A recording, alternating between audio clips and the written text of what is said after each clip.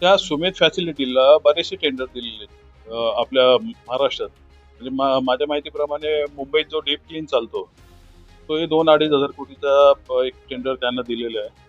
इथल्या ज्या कचऱ्याच्या गाड्या आणलेल्या कचरा संकलन करायला तोही टेंडर त्यांना दिलेला आहे. आणि ह्या डोंबिवली केडीएमसी भागातला कचऱ्यातनं पैसे कसे कमवायचे आणि कसे लोक खातात इथे अजून एक अँथोनी नावाचा ठेकेदार होता. त्याला हे माहिती, तुम्हाला पत्रकार लोकांनाही माहिती. आणि त्यामुळे इथे तोच प्रकार आहे. जवळजवळ 10 वर्षासाठी, म्हणजे यांची उद्याची शाश्वती नाही, हे उद्या कुठे असतील. त्यांनी प्रशासक बसल्या म्हणून तो फायदा घेऊन 10 वर्षाचा कॉन्ट्रॅक्ट त्याला दिलेला आहे. 850-900 कोटीचा जो ठेका झाल्यानंतर वाढणार आहे. आज आम्हाला अशी माहिती मिळते की तो गाड्याही स्वतःच्या वापरत नाहीये.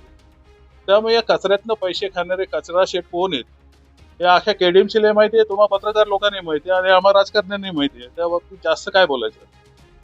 हो, काही गोष्टी काढलेल्या आहेत त्या माझ्याही वाचनात आलेल्या आहे. मी त्यांची टेंडर कॉपी वगैरे मागवलेली आहे आणि येत्या 2-4 दिवसातच आम्ही आयुक्त साहेबांची भेट घेऊन याबद्दल जाब विचारणार आहोत. आणि जर याच्यात काही काळविरा असेल तर त्यांना केडीएमसीच्या नागरिकांच्या पैशाचा अपव्यय आम्ही निश्चित करू देणार नाही. आणि त्यांनी जो कर संकलन कचरा कर संकलन जो वाढवून लावलेला आहे तोही रद्द करायची पुन्हा एकदा मागणी करू.